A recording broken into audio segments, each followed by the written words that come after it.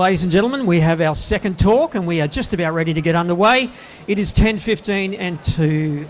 We're going to chat about discovering fishing with your family and friends, which I think is a really important topic. We have plenty of young people, families here, and you've dropped on me, Rob. I'm trying to make the rest of the crowd look tall, right? Now, we have 4 anglers here this morning. We have Rob, we have Michelle, we have Kris, and we have Blake. I'm going to squeeze you guys for as much information as I can so we can get these guys out on the water and catch some fish. Now, before we dive into how to do that, I want a little bit of rundown on your fishing journey. What brought you to where you are now as an angler, Rob? I caught my first fish with my family. I couldn't see over the side of the boat, and I'm number 3 of 4 kids. And I just remember that thrill of catching a redfin down in Lake Eppalock in Victoria. You know, the rattle on the line, you pull it over and the fish is in the boat. And my brothers and dad and mum made such a big fuss of me. I just felt so good. And we took the fish home and we tried to cook it up. I don't think we did so well on that front, but the whole experience was I was just hooked from the start. I'm sure you had a similar experience, Michelle. It was family or friends that got you into it when you were very young? Yeah, absolutely. So I was a 80s kid, so that's the opposite to helicopter parenting. So we were kicked outside and we had to free fend for range, ourselves. Yeah. So I had my father and grandfather. Where they were interested in fishing, and it was a family holiday situation. So it was always an activity. We threw in a rod when we were going camping or to any location, freshwater, saltwater, and I basically picked up a rod. Whether I caught a fish or not, I was happy in the environment and I was hooked from there. Yeah, I was very much the same as you. Holidays were punctuated by fishing. However, Kris, it was day-to-day life here. You lived right on the water's edge. Yeah, it literally was life. So my dad fished, grandparents fished, rest of the family pretty much fished, and my dad owned a marine dealership as well. So it literally was life. If it wasn't Dad, it was my pop.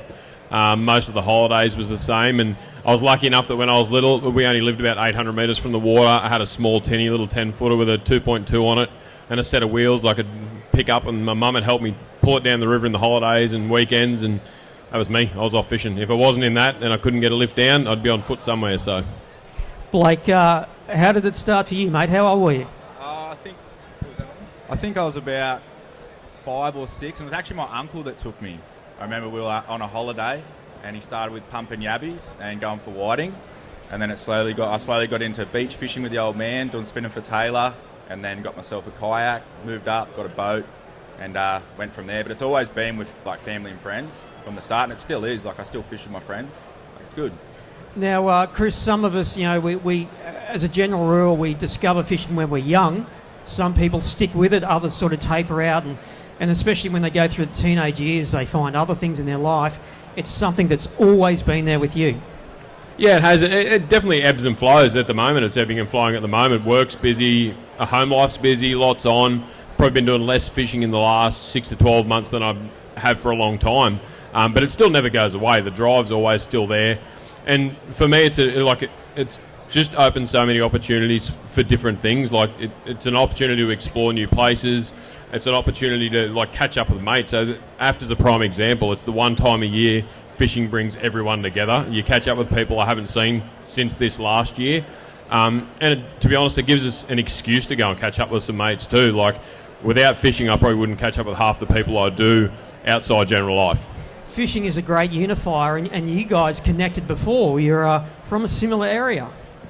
Yeah, big generational difference, but we just found out that Michelle's got lives right near where my dad's had a holiday shack in the Mornington Peninsula down in Rye for over 50 years. So connected my daughter up, who's floating around here somewhere here, Hayley, with Michelle. So come holiday time, they'll be going out in the boat together by the sound of it. And it is. I really.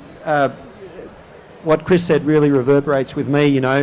You work all through the year, and come Easter school holidays and particularly the summer holidays, that's the time you get together with family and friends, and it's just such quality time on the water. Everyone forgets about work and talks about the good stuff, you know, and so yeah, like I think it does bring people together, and that's why it's the number one recreational pastime, I think, in Australia. People never used to believe us, did they? No. Used to tell them they thought it was footy, they thought it was cricket. It's even more popular than swimming, and I think it's just because anyone can do it and get together, and it might be the newbie that catches the biggest fish, or I really like what Michelle said, it gets her out on the water, and some of my daughters are the same. So everyone gets something different from it, and but it does get people together. Yeah. Our lives can get so busy these days, and we become so focused with technology that we don't look up from our screens and experience the outdoor world. And the outdoor world in fishing is very much as simple, and it's an activity and a place that very much calms us and fills that spot in us that other things doesn't do. Yes, we are moving into a world where we are socially connected on our devices. And of course, being in a position that we are in media as well, that we have to have a platform to be able to connect to people and share our journeys as well. But to have things like fishing and, you know, the boating and the beautiful places that we do have in Australia and all the places that we can travel to, that you're able to go out there and switch off. And, you know, we have to have these social platforms to connect to people, to then be able to then, you know, in your communities come together and then, share your journey, share your adventure, and hopefully everyone can pick up something from that so they can then go out and do it themselves as well. Now, Kris, you and I have spent a lot of time on the road over the years, going to tournaments and filming and stuff like that. One of the things that I used to really enjoy was when we didn't have phone signal. You could unplug. It's the best. It was great. It was just you, me, the fish, and connecting with nature. It's a special thing. Yeah, 100%, and that's part of the reason I go fishing. And it's a really hard balance, especially for someone that doesn't like that social media side of it so much. Is you've got to do it. It's part of the fishing thing these days. Yeah. But I also like to get out where there's no service and just cut it all off. So we, family and I, did 12 months around the country recently, and a lot of places we went, there was no service and not much else to do. So we went fishing when the weather was good. So, and that, like, prime example, it's good to be outdoors and get away from that sometimes, because you really can get caught up in it.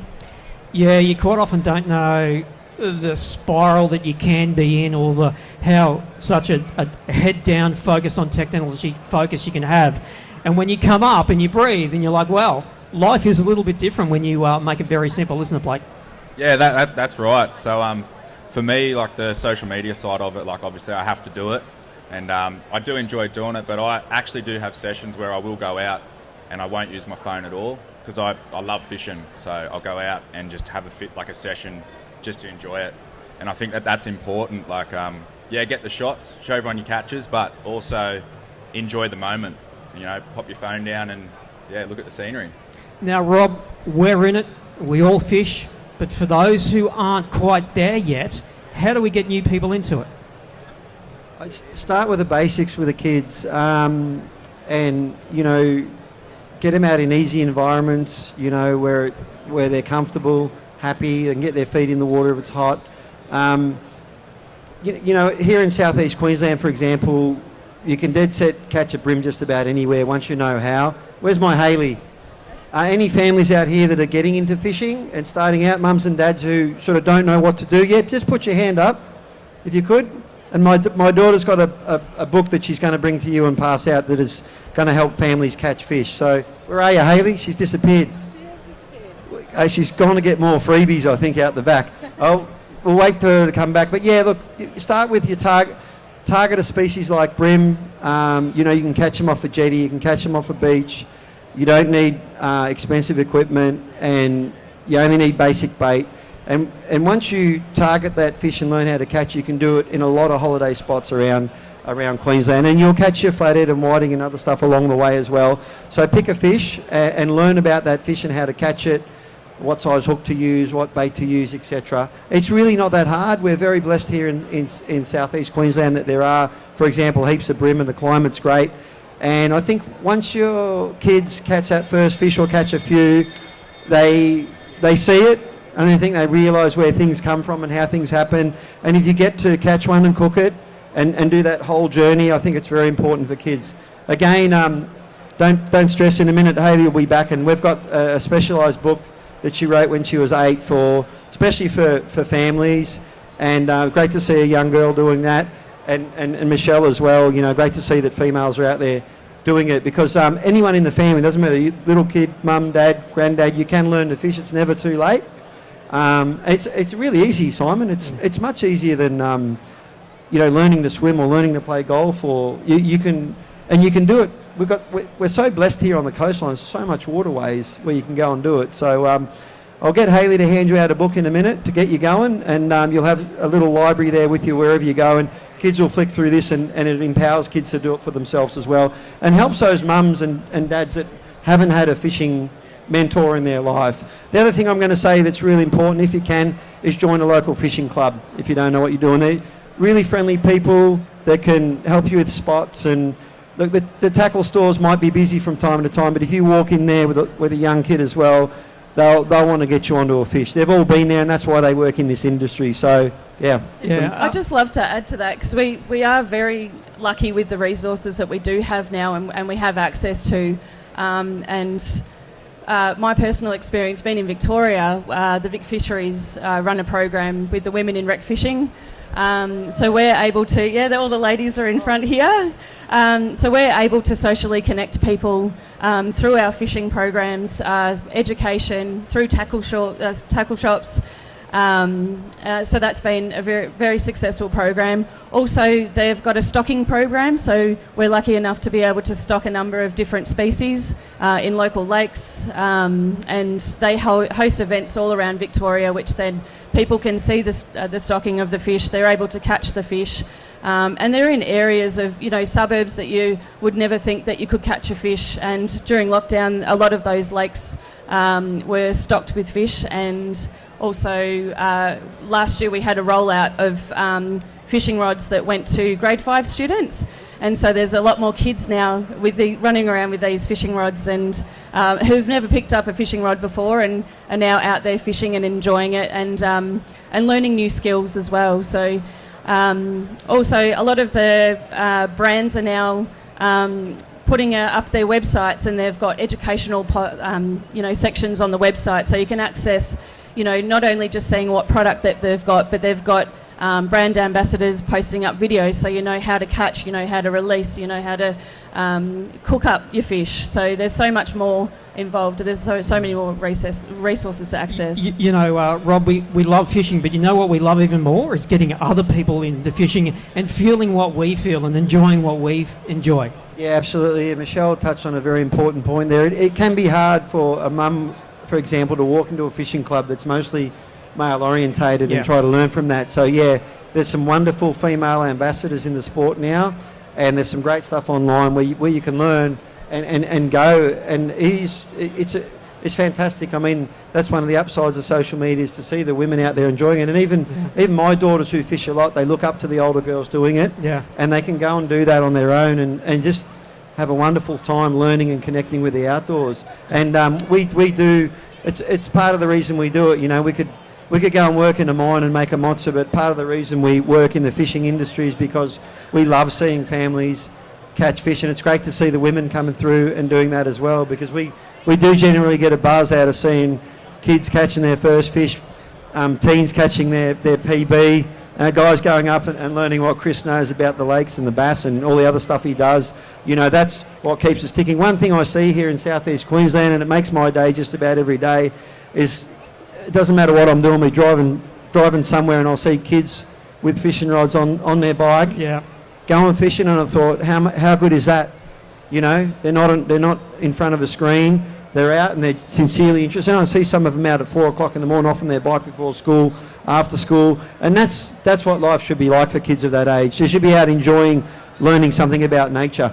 Like we see it here every year when we open the doors at 9 o'clock and we get that flood of eager youthness come through the door. It makes you feel good as a grumpy old man, doesn't it? It does. It does. It lifts our day. Hands up if you didn't get one of Hayley's family's books yet. Anyone in the crowd who's starting out in fishing, or as a teen, she's got a new book just out, or a teenager that wants to learn how to catch big fish like mangrove jacks and barra here in southeast Queensland, snapper, she does all that. So any teenagers that want to catch some bigger fish out in the crowd, maybe up the back there, put your hand up or pull Hayley over and she's got stuff to hand out, because we do it for a living and we take it for granted sometimes. And when we see those kids starting or kicking on with it, it makes us happy. Yeah. Now, Hayley, you were talking about some of the great initiatives that they were doing in Victoria. One of them, of course, being the repopulation and stocking of fisheries. We can have a bad habit these days of saying fishing was great in the past, it's crap now. That's not necessarily the case. Blake, in a lot of cases, we have better fisheries and more fish to catch now than what we had 10, 20, 30, 40 years ago. Yeah, and sharks. Plenty of sharks, yeah. No, that's true. Like for mulloway, for example, in the area I fish, the last 2 years, there's been an abundant amount of like mulloway.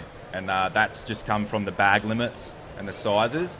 And it makes a huge difference. But sometimes with a species, it can take a while before you see the difference. But those rules are in place for a reason. And it makes a huge difference. Yeah, I studied fisheries resource management at uni, and as we know, fisheries managers get kicked pretty hard. Everybody's quick to blame them for all the things that they do wrong. Not everything they do is wrong, and not everything they do is right, but they've done a lot of good things in developing some of the fisheries and the great fisheries we have in this country. They should be applauded for that, Kris. Like, for example, look at the impoundment barra fisheries that we have in Queensland. Bass fisheries, trout fisheries, stock fisheries. Gippsland Lakes now. Absolutely, there's some great fish out there to be had, Kris. Yeah, there is. There's definitely still a heck of a lot of work to be done. Like we, being from an area that is commercially fished pretty hard and recreationally fished pretty hard, you do notice it with certain species, but things are slowly getting better. I think oftentimes we get a false sense of how good it's become. Like recently, as you were saying with the mulloway, there seems to be an abundance of them. We've had a couple of really good seasons and a couple of really good recruiting seasons, which is awesome.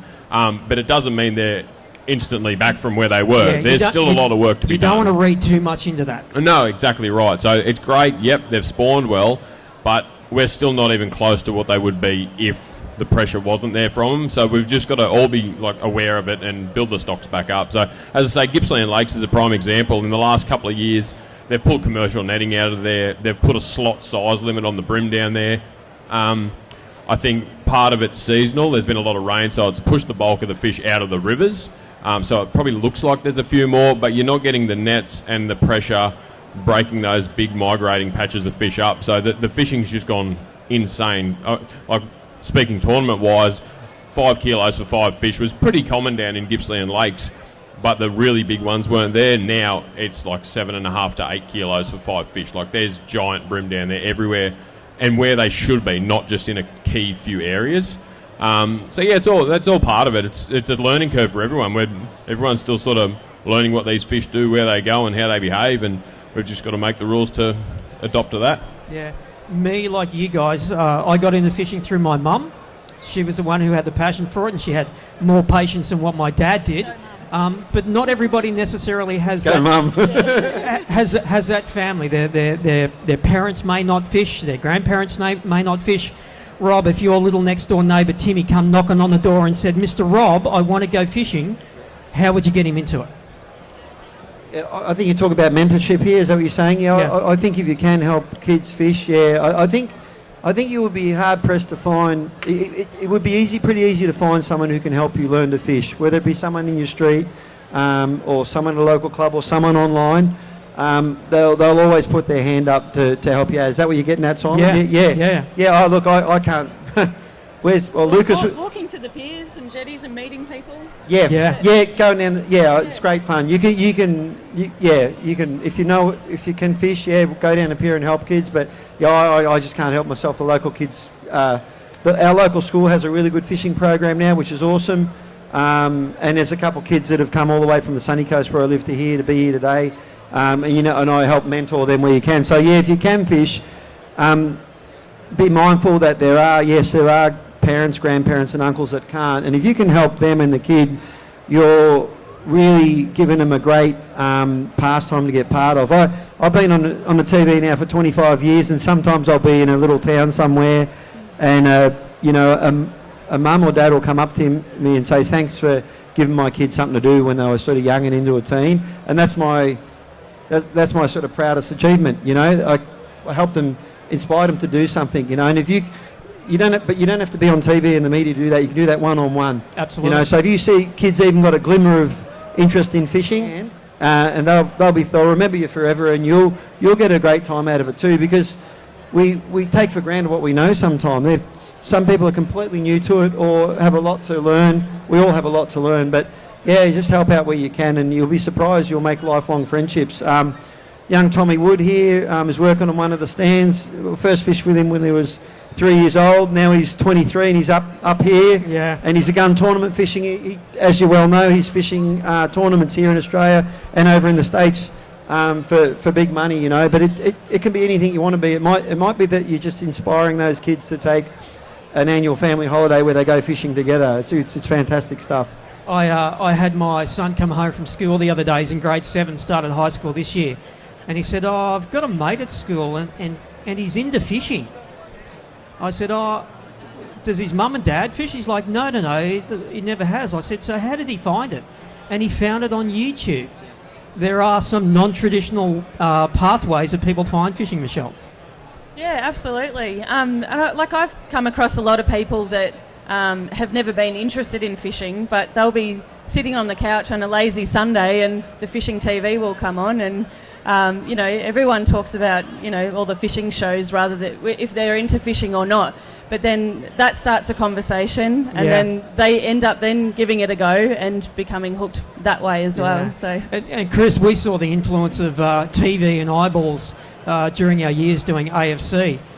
You'd stop at a servo in the middle of nowhere in Queensland, and this guy would walk out and go, are you one of those tournament guys? I've seen you on TV. It's after travelling around a lot, it is actually amazing the reach that you do to get. Like, I haven't done a great deal of it, but as I said, we toured Australia for 12 months, and you could be in the middle of nowhere and still someone's been watching that TV show. So it's awesome to see that the reach is there too, because it all helps not just our profiles and fishing itself, but the whole industry as well. Like, look at AFTA today, there's people everywhere. So these people are the people that watch that stuff, get into it, and spend the money for us. Absolutely.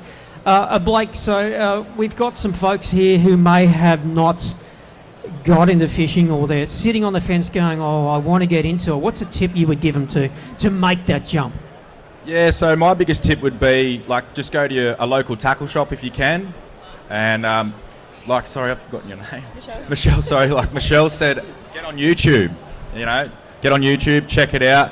But everyone's willing to help. Get down to a boat ramp, a jetty, and if there's someone down there with a fishing rod, ask them questions. I know for me, if someone comes up and asks me questions, I'm going to give them all the information I can, because fishing, it's kind of one of those things, can come across as snobby in a way. Like, a lot of people keep stuff close to their chest if they're catching fish, and it shouldn't be like that. And 90% of anglers aren't like that. So just go up to people, ask questions. But I'd definitely start at tackle shops. Go down there, and if there's someone in a tackle shop and they're not willing to help or, give you tips, they probably shouldn't be working there. So I'd report them. Kris,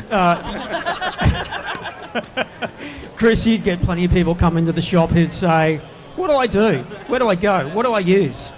Every second day, generally a weekend, but yeah, quite often. And we're pretty lucky. We're in an area where it's not that hard to go and catch a fish. Yeah. So got a boat ramp down the road.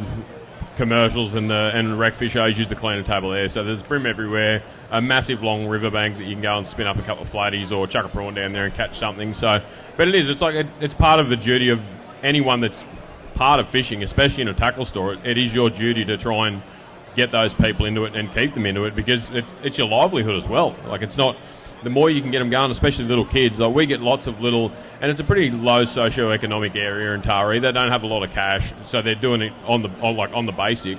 But that's the perfect way to get into it. You've got to start somewhere, and that way they can aspire to just keep building their fishing up.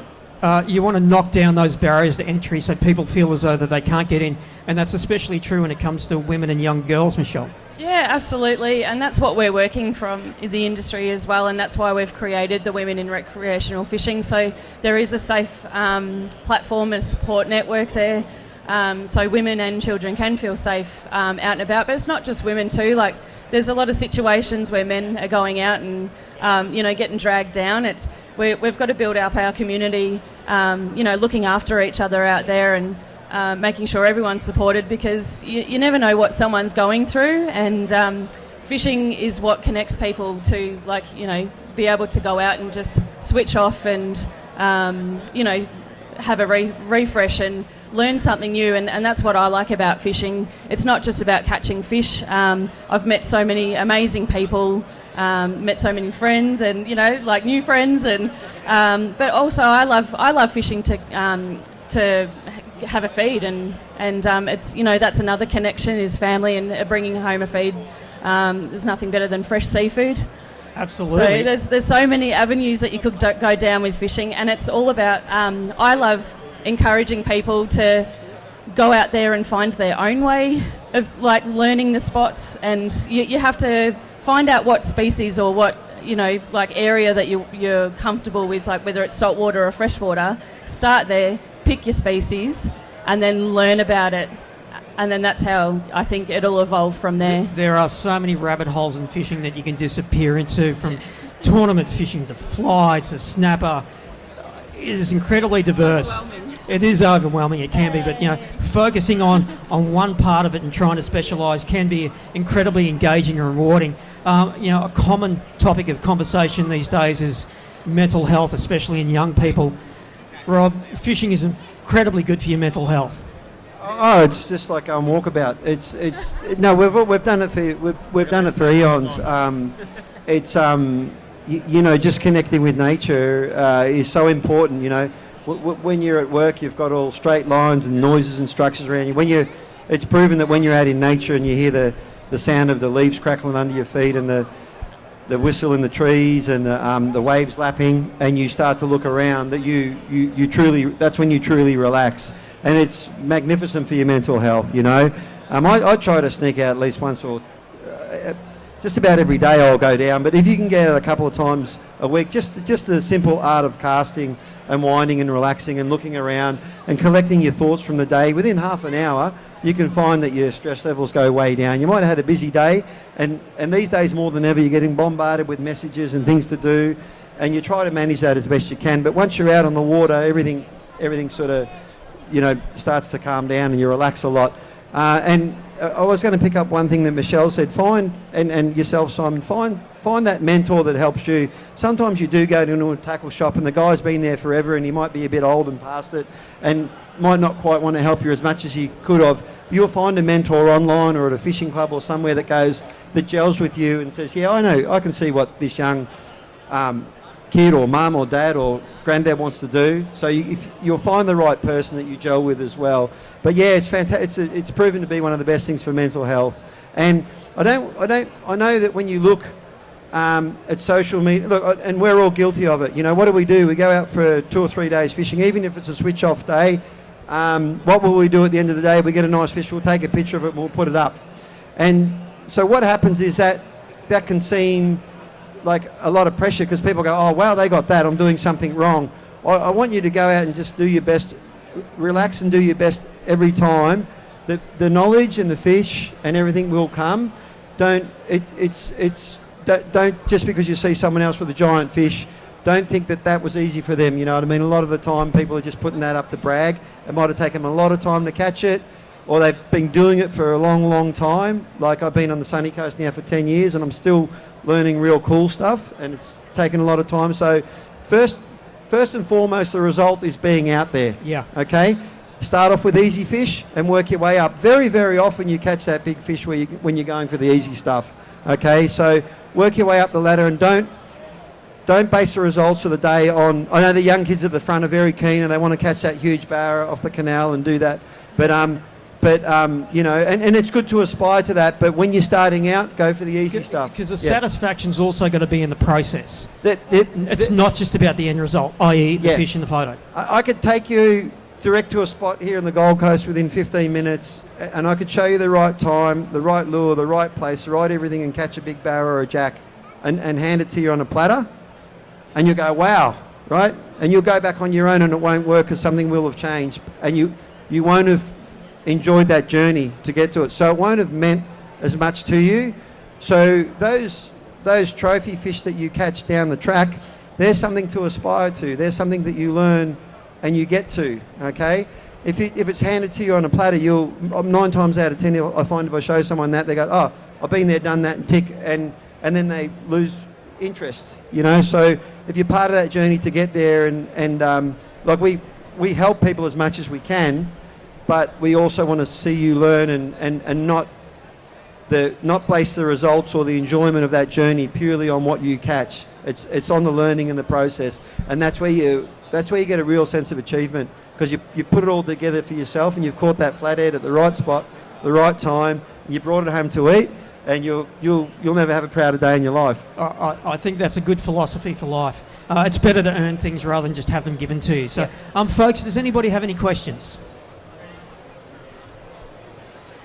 Kris, I'll give you the final word, mate. You've got your daughter sitting there on your knee. Family and friends and fishing is a big, strong thing in your life. Yeah, it is. Like I'm one person. I do love fishing by myself, but I also like sharing it with a good mate as well. So it's just all about the it's all about the experience and getting Ivy here into it. Like, we don't do a great deal of it these days. We're all pretty busy, it's a shame. But when we travelled, we did quite a bit of fishing, and it's just great to see them outdoors and not sitting inside on some sort of device, to be honest.